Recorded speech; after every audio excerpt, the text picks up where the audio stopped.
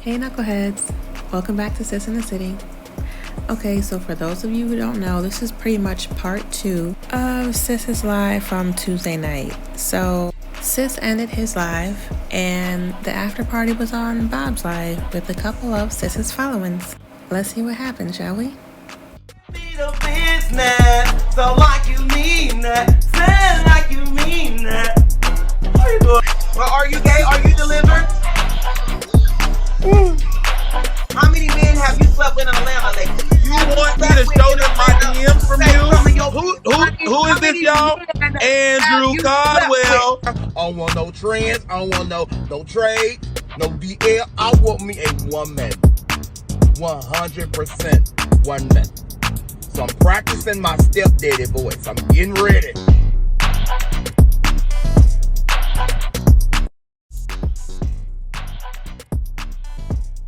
Yo.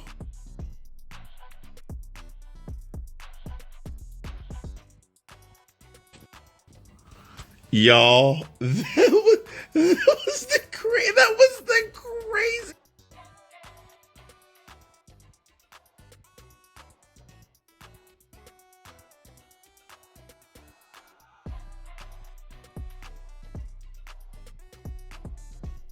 Thing. Sorry, I keep getting phone calls. Y'all, that was that was Jacob, are you in here? I want to talk to Jacob about what just happened. That was the wildest. Y'all, that was wild.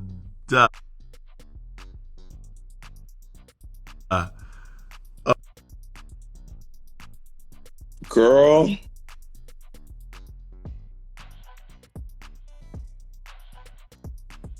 That was wild. That was definitely a lot. That was crazy. Wait, is Jacob frozen or am I frozen? Then you got to dead children, and I was like, oh, I guess you went there. But no, that was wild. Yeah, well, the thing, there was something about my essence, just me showing up, sent him like off the deep end. Like it was just my presence. I wasn't even like saying or doing anything. What? To anyone who's wondering, by the way, I was just live with Andrew Caldwell. I saw that Andrew Caldwell was live, and I was like, I have to go see what's going on here. Like I just have to go see what's up with live. And then he invited me in, and that's when it got really wild. And then at one point, I suggested that between the two of us, that I was the one not struggling with my sexuality, and that I think that sent him. Yeah, he seemed he did get very upset.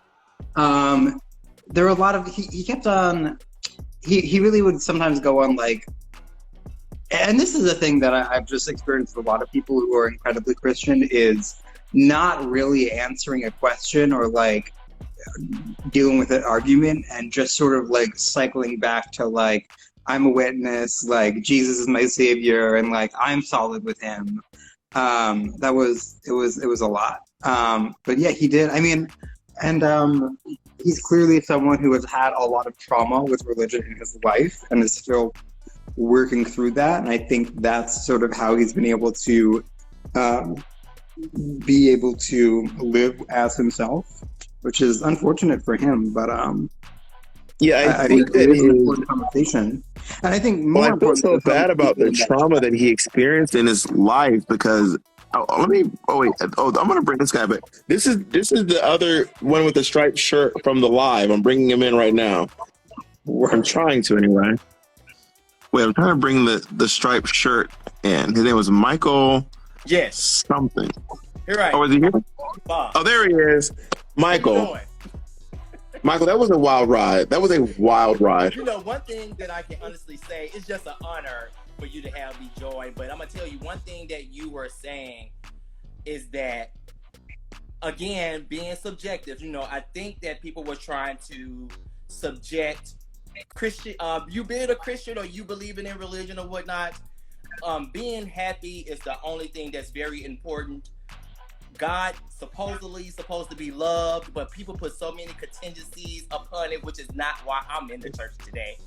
Myself, I still do believe in God, however, but I'm gonna tell you, I am one happy homosexual. And I'm very successful. I'm probably have better salaries than most pastors out there who are Drag them. Jacob, everyone said you gotta get a striped shirt, Jacob. Everyone's saying to go. By the way, this is my partner, Jacob, on the live. Jacob, you gotta get a striped shirt. Hey, Jacob. I don't know if I own a striped shirt. Oh, but I have plenty of them for you. So wait, so Michael, do you know Andrew outside of live? Absolutely. I've known Andrew for quite a while. Him and I worked together. We was working together. I do a lot for the homeless. I met him over a decade ago when he was actually indulging in the lifestyle.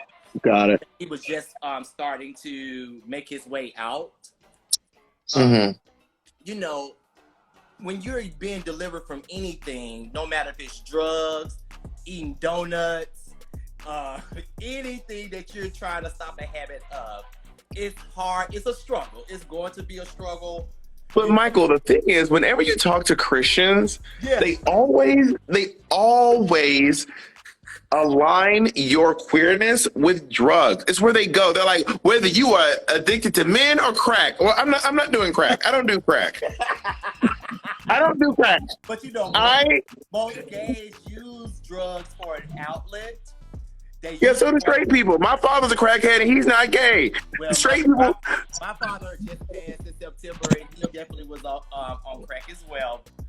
And Gay people use crack because gay people are a microcosm of the real world. So if there is drug problems outside of the queer universe, there's going to be drug problems within the queer universe. And they got to respect you, though, Bob. They have to respect you, what your decisions are, just like they want you to respect. Religion has too many contingencies upon it.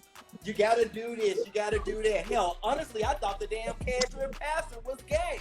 He fits the profile. I was confused. But if we was Dr. Cashmere, Pastor Cashmere and Andrew are queer coded. I'm not going to call them queer because I cannot define them, but they are queer coded, is what I will say. Jacob said, "Why am I here?" Let's see if we can add. You know what, Bob? See if you can add Zena. Zinaa. She is a huge. Jacob, you can leave you on. Just say I was because we really known Andrew for a while, and we can definitely. I love you, Jacob. Bye, baby. Call me. Is it Zena Bina? Zena Bina. Yep. All right, we're bringing in Zena Bina. We have a huge conversation right now, Bob. This is going to probably be one of the best damn conversations you've ever had. Wait, let me get a light on in here. Yeah. Zena, turn the lights on, Zena Bina. I'm turning them on. Hey, Bob, I'm gonna tell you, I'm one of your biggest damn fans. It is such an honor, man. Oh, well, thank you. But you know what I was saying, there was something about Zena, you might as well turn the light off. All I can see is the back of your Can't see me. Zena, if you don't face that light, face the light, Zena. Hold on. What about now? This is good enough, Zena. So what happened was I noticed that my presence, just me being in that space, set Andrew on fire. Something about just literally me. Did you see it, Zena? Did you see the live? I did. I watched the entire live. But I'm and I wasn't antagonizing him. I was just existing. Not for a moment. I think it was very illuminating, the fact that you shared your testimony in a very respectful way. You tried to engage in an honest discourse with him. And time again, the theme was, I respect you, but then I keep deflecting or talking in circles and reverting back to the fact that I feel like your lifestyle is a sin. You have chosen to walk this ungodly path. And I think what you said that struck me as very interesting is the fact that you prayed for happiness and you found happiness. Happiness is not inherent in Christianity. There are other religions that predate Christianity by leaps and bounds, where people are happy and they're living their lives and they're fulfilled and they're walking in their truth and they're free of judgment. And I think you were just trying to exemplify that and speak on that. And yet it continuously came back to, well, I don't agree with this and I can't do XYZ. And it's like, if we live our lives worried about the perceptions of others, we're never going to get anywhere. Never live. We're never going to live. I'm going to tell you, Zena. And also, Zena, get a striped shirt. And Zena, where a striped shirt at? I'm going to tell you something, though. Andrew is very strategic on who he let join his live. I'm sorry he allowed me on that platform again, Bob, because I know I intimidate him as a homosexual, attractive man. I think you are also intimidating because I feel like his struggle when us, and I'm saying us as in you and I, Bob, homosexuals, gay, or whatever we want to call ourselves, we intimidate the hell out of him. Because he don't know which way to go when a gay man is on his live. He does this recurring characteristic over and over again. He called me a troll. I've been way before it even became viral. I was a friend of his when he was indulging in that lifestyle when him and I were working together. You know, and then Prince, he kept talking about, well, I have to protect my brand, and this is about my brand. You can build a better brand and forge better bonds by actually acknowledging that you've been delivered from whatever path you've been on, but that you still have a place for acceptance in your heart. You can. Wait, is your name Michael? I want to be Zena and Mike. Is it Michael or Prince? I heard Prince. Well, my name, but you can call me. You can still acknowledge. Michael said, "When it comes to a snack, I'm going to have it." Mike started snacking in the middle of the. I was trying not to eat the damn airhead on live. Michael was like, "Let me tell my testimony. This is my testimony home." Emotional and spiritual maturity is about acknowledging that while you walk different paths from other people, you can still respect what someone is going through and not necessarily have to throw dirt on it and sling mud on it and whatever else. My best friend is gay. He goes to drag shows. He sends me little risque things all the time. And I wouldn't do that, but I support the hell out of him for it. If he wants me to go to a drag show, so be it. I know what my truth is. I know who I'm sleeping with that night. I know who signs my paychecks. Why does it matter so much? Why are we so hell-bent on that? It was really odd. It was the point when he decided to start like really out of nowhere, like attacking Buddhism and Christianity, and Islam. And I was like, I don't know why you feel the need to just randomly attack Islam and Buddhism and Judaism and probably other religions as well. They're not even in this conversation. But I'm not here to advocate. And Sis Cashmere was adding on to it, and I'm like, how are you being able to be a vessel or being able to be a leader with that mentality that you are indulging, Andrew, saying that people are not real because you're insulting someone else's religious beliefs? Who are you? Close-minded. And then Bob asked questions about respectability politics. Bob started to dissect the inconsistencies in the Bible and the fact that God is supposedly this all-knowing, all-loving being who is intentionally inflicting suffering upon people, which is a philosophical question that we face all the time. Why are people starving? Why are people allowed to go through these atrocious things in life if God is there to love and protect and support? I don't understand. You know, I just... But they always say stuff like it's part of the plan. We get our rewards later in life, and I'm like, I don't know why. I mean, if the God of the Bible is real, and I'm not religious, and I'm not here to shit on anyone's religion, but if the God of the Bible is real, he is homophobic, he is racist, he is xenophobic, he's transphobic because he allows black people, trans people, queer people to suffer at an exorbitant rate more than our white, straight, rich counterparts. Right. If the God of the Bible is real, he's a capitalist. He is like, and that is because, I have to get to God is love. Because I'm gonna tell you something. If my God wasn't pleased, there is no way I would be as blessed as I am. People put so much crap on homosexuality. I be wanting to knock their asses out. You are insane. You are But black. also, like, Andrew, baby, you're struggling. Like, I'm not struggling. Andrew is struggling. The thing is, I follow Andrew for a long time. Andrew is like constantly online, like begging women to be with him.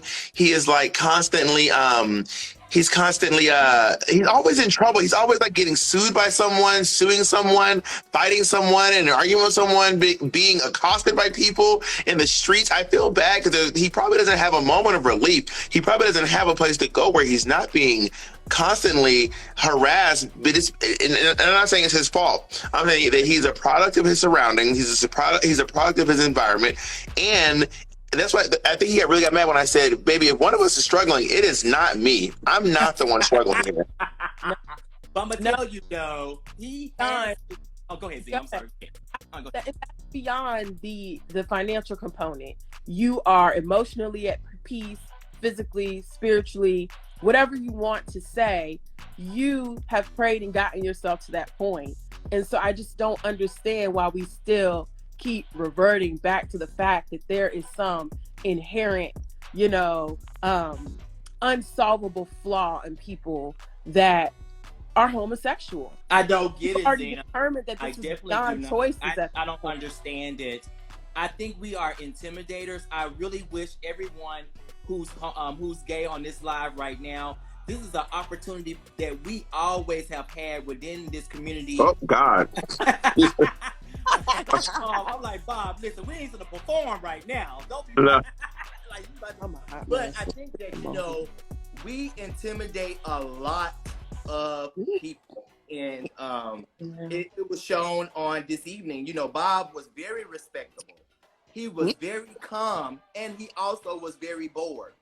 Because you can tell he's been around the block a while. When a person tells you they've been in the church, most black people have been in the church. So everything. Yeah, a lot of us. Yeah. Fed into his brain, he already has lived this. So my thing is just respect the fact that he was transparent with you, and we could have moved on and had a better conversation. But putting on attire and then cashmere and eyeliner and all that other kind of stuff, it just made us just question the logic. But I'm really gonna have to with Andrew. Some of that. Go ahead, Zena. I said I'm really gonna have to go back and dissect some of that and maybe like write a think piece, because I just think that you brought up so many interesting themes. Absolutely. Like when you talked about, I remember someone mentioning in the comments that, when you look at the history of slavery in America, the slave masters actually used Christianity to subjugate the slaves and further keep them in that second class citizenship status. And in a way, that is part of the reason why, the Black community has been so denigrated. We are one of the most heavily religious groups of people in the US, and we don't have a lot to show for it. So we're tithing, and we're supporting these mega church pastors and these scammers and these prophets who are not truly leading a life that is consistent with the word. And also, why is it that whenever accepting that, no one is whenever Black folks have to come out of it, it has to be so much sacrifice. He's like, I had to fast. You have to give up food. You have to give up food in order to have lifestyle as well. Like, what amount of sacrifice do you have to have? That's unhappiness for me. If I have to sacrifice my happiness, I'm not going to do that. At the end of the day, I was taught that God's supposed to be happiness and love. God is not love making me struggle and say, just because it's something I want to mentally achieve, that I have to stop living my life happy in order to achieve those things. Now, I do believe in long suffering. I think we all long suffer throughout our lives, and I don't think that's a religious thing. But however, I feel like whenever my happiness is sacrificed, it's not for me. And people are quick to say, well, you going to hell. Okay, I'm a homosexual, highly favored man. I've never had any issues being a gay man in America. And now, I'm sorry, Prince, they're gonna be shocked as hell when they are on that hospice bed and they transition and they find out that there is no heaven and there is no hell behind that. I mean, Shocked and shattered. What is this all for? You should really be living for your own personal fulfillment and to look after the ones who are closest to you and just to do good work. Be kind. You know what else I think? I was thinking this too. You know, I'm very happy to be alive. I love being alive. I'm so grateful that I'm alive. But like the idea of existing forever, just it seems exhausting. The idea of never ever not existing seems horrible. It's also like the God of the Bible just does not, like, it's not an equal and opposite response. It's like if you take the Lord's name in vain, now you are burning in hell forever.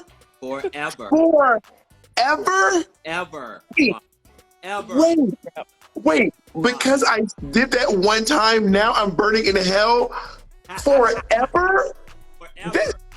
That the God of the Bible is a drama queen. Amen. But you know what? It's the people that are making the drama. I think it's the people. People wrote the Bible. I think it's politics. That's all it is in a nutshell. It's politics. Us against them kind of thing. Either you love God or you're going to hell.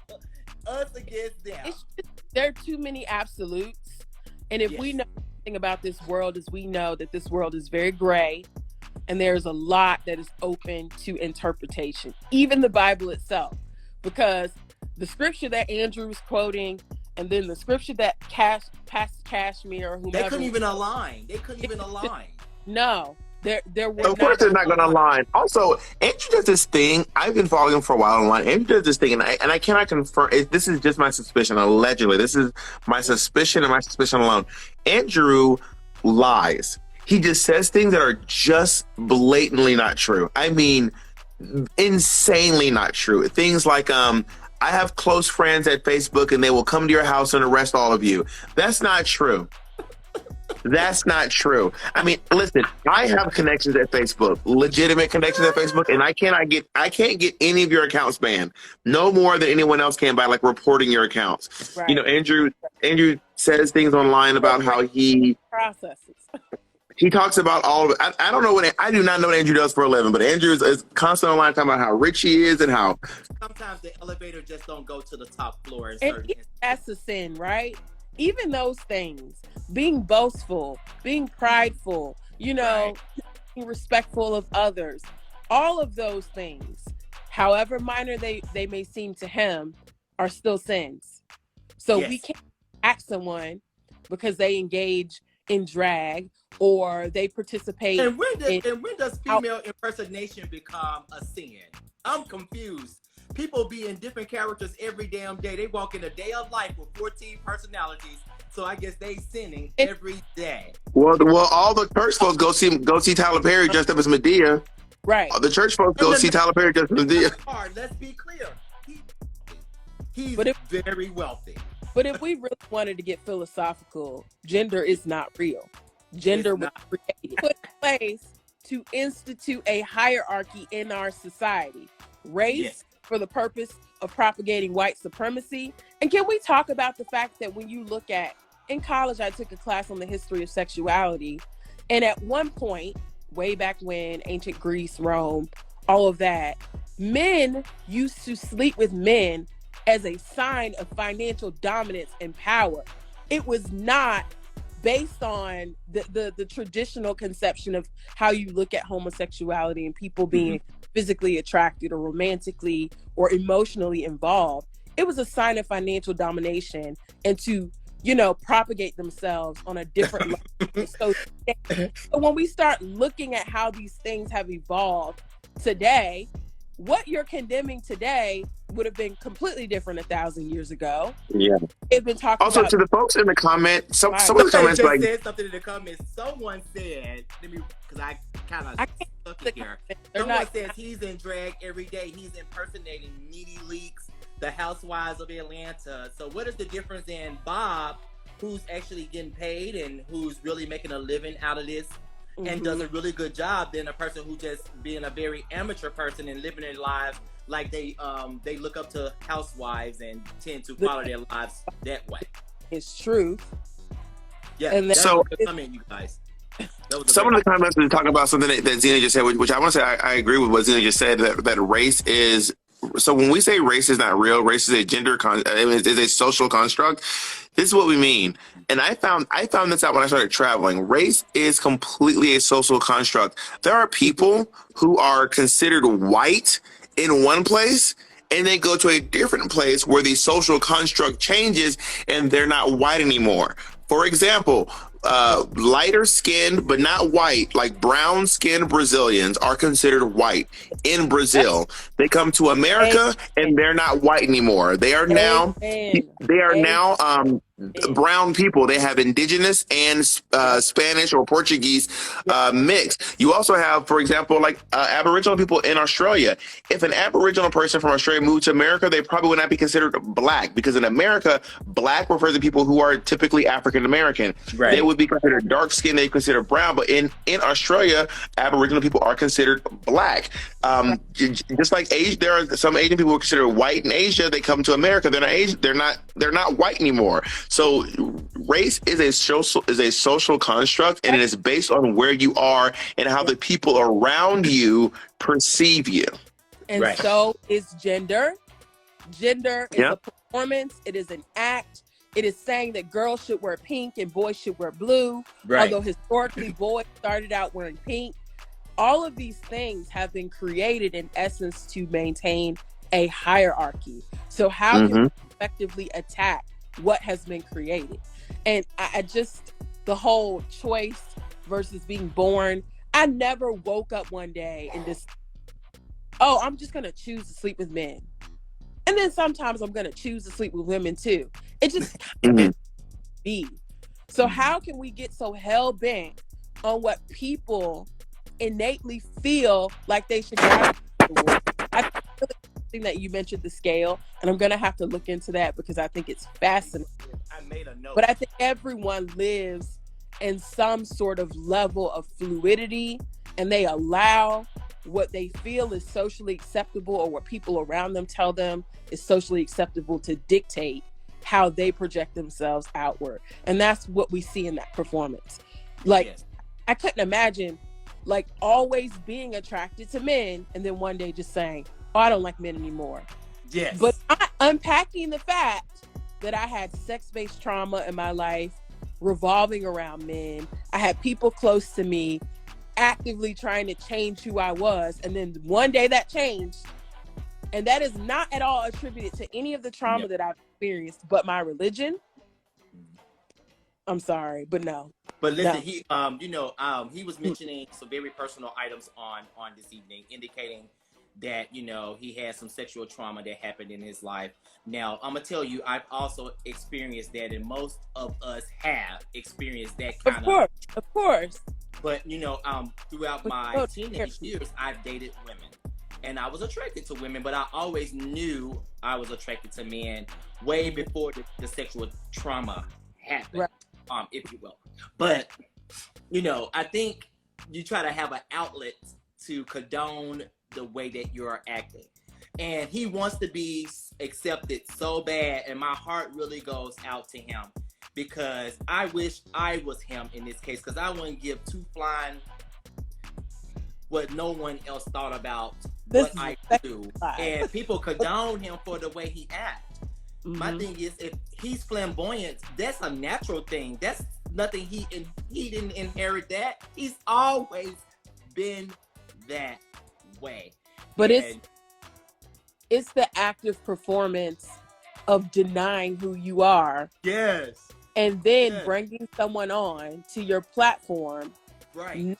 Allowing them the space to speak their truth.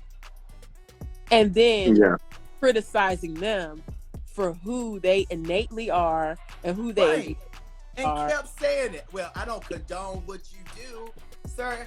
He doesn't care if you condone what he does or not.